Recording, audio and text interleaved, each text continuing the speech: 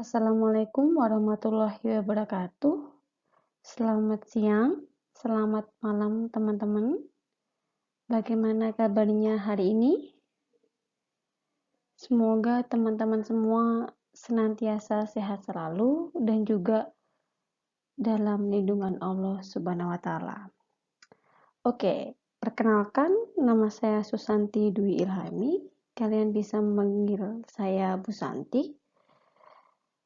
Ini adalah pertemuan pertama kita untuk kelas e-bisnis.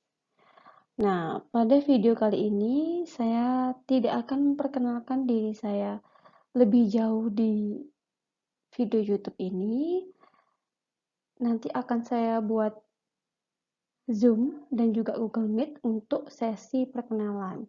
Jadi, pada video ini adalah pure materi terkait dengan perkembangan e-bisnis.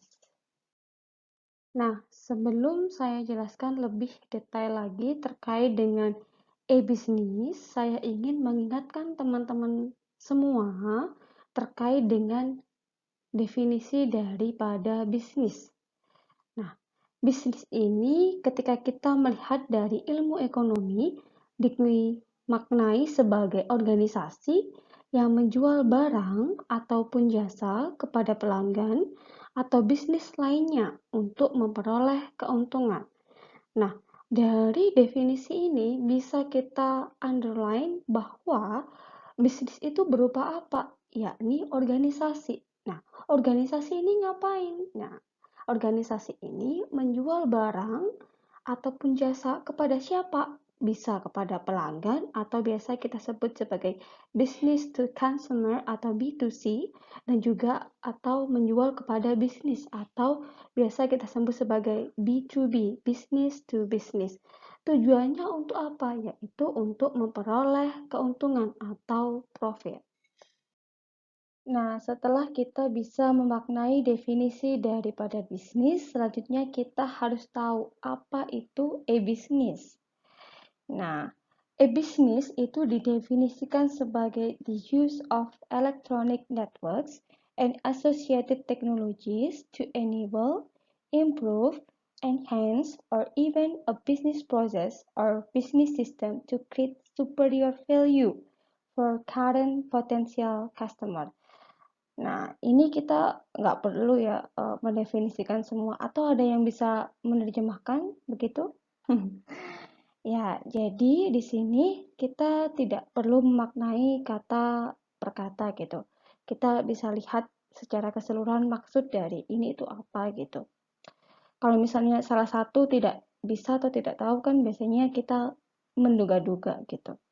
Nah, jadi intinya bahwa Mohan ini mengungkapkan gitu bahwa teknologi elektronik dan juga digital itu berfungsi sebagai media tercapainya proses dan juga sistem bisnis melalui pertukaran barang ataupun jasa yang jauh lebih baik dibandingkan dengan ketika kita menggunakan cara yang tradisional.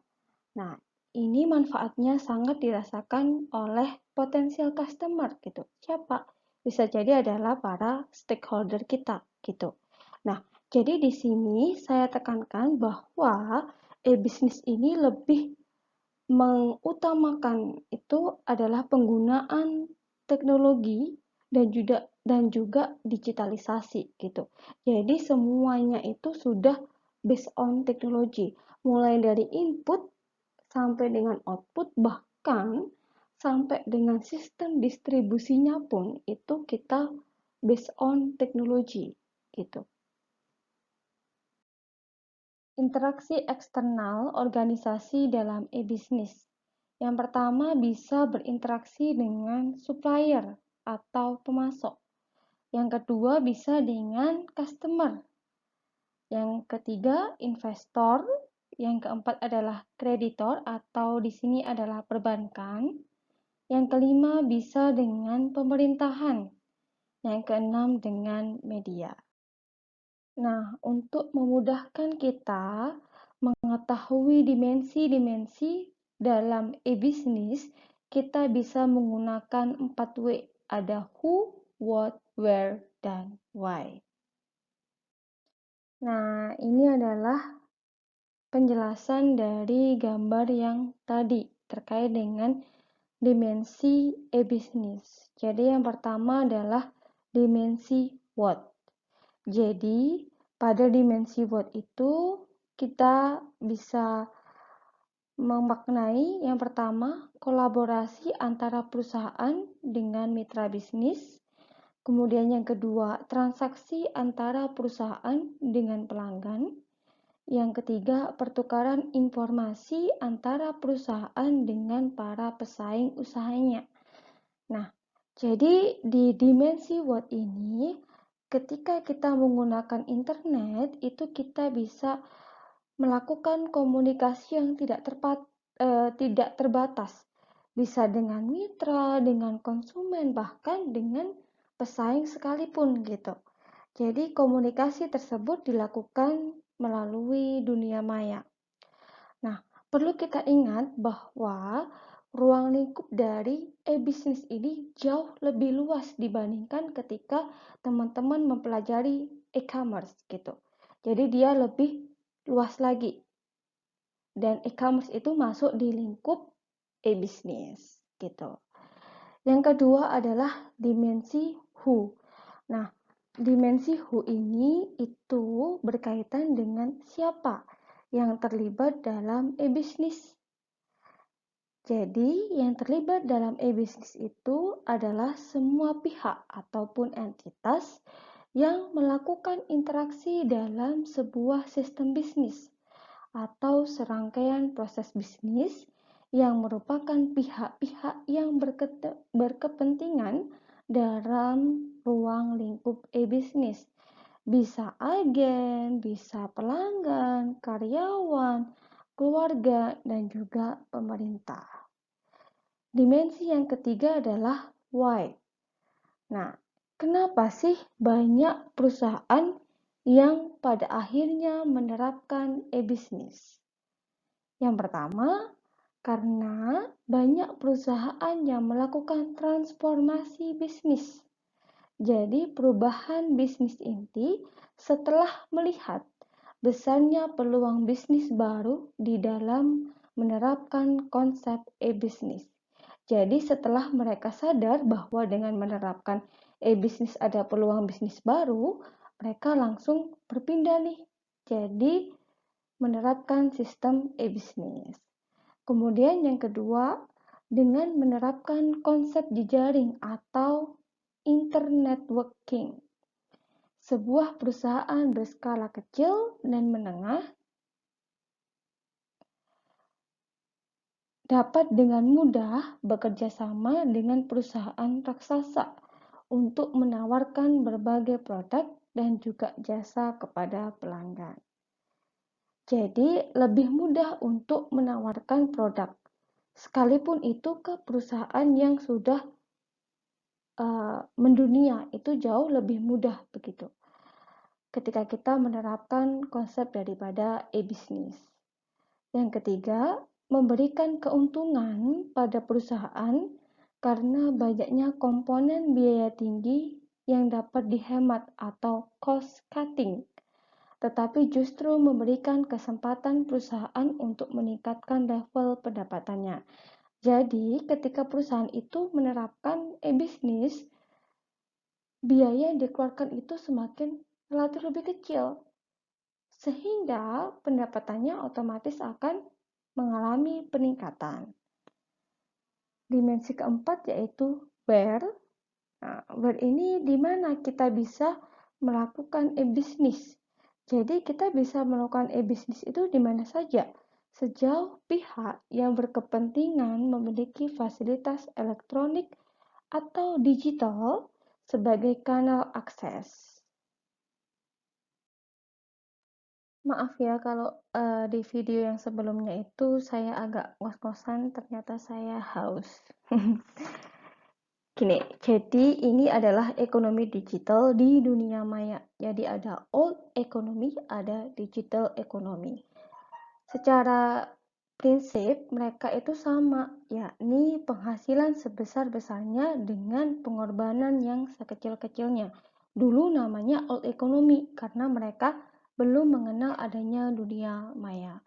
Namun seiring berjalannya waktu begitu, muncullah ini digital economy. Jadi ekonomi yang berbasis digitalisasi. Ekonomi digital di dunia maya. Nah, dunia maya ini merupakan suatu tempat bertemu dan berkumpulnya berbagai individu, kelompok masyarakat, perusahaan, konsumen, organisasi, komunitas, dan berbagai jenis entitas lainnya di sebuah tempat yang terbentuk karena adanya berbagai jaringan komputer yang saling dihubungkan satu dengan yang lain. Persamaan mendasar yang berlaku baik di dunia maya maupun dunia digital itu adalah penghasilan sebesar-besarnya dengan pengorbanan yang sekecil-kecilnya. Nah, gambar biru ini itu perbedaan dari dunia nyata dan dunia maya. Ketika kita bicara dunia nyata, itu berwujud benda fisik. Jadi secara fisik dia ada, bisa kita sentuh, bisa kita rasakan gitu. Berbeda ketika kita bicara dunia maya, itu tidak berwujud benda fisik, hanya berupa rangkaian sinyal digital yang kita sebut sebagai proses digitalisasi. Keuntungan ketika kita sudah mengimplementasikan e-business. Yang pertama adalah efisiensi. Yang kedua, efektivitas. Yang ketiga adalah pencapaian dari tujuan organisasi. Kemudian yang keempat, struktur. Jadi strukturnya itu lebih jelas lagi, lebih terarah lagi, dan lebih rapih. Kemudian yang terakhir adalah peluang. Jadi dengan menerapkan sistem e-business itu akan meningkatkan peluang kita. Nah, selanjutnya yaitu kekurangan dari e-business. Yang pertama, kehilangan segi finansial secara langsung karena kecurangan, misalnya mengganti data finansial yang ada. Yang kedua, pencurian data informasi rahasia yang berharga. Nah, ini rawan sekali karena mereka disimpannya di sinyal digital tadi gitu. Kemudian yang ketiga adalah kehilangan kesempatan bisnis karena gangguan pelayanan. Misalnya karena adanya listrik padam atau yang kayak kemarin IndiHome error begitu. Nah, itu juga menjadi suatu kekurangan dari e-bisnis. Yang keempat, kehilangan kepercayaan dari para konsumen. Yang kelima, kerugian yang tidak terduga seperti proses bisnis yang salah ataupun kesalahan faktor manusia atau bisa kita sebut sebagai human error. Nah, apakah ada pertanyaan dari materi yang saya sampaikan? Silahkan disampaikan waktu sesi Zoom atau Google Meet. Thank you.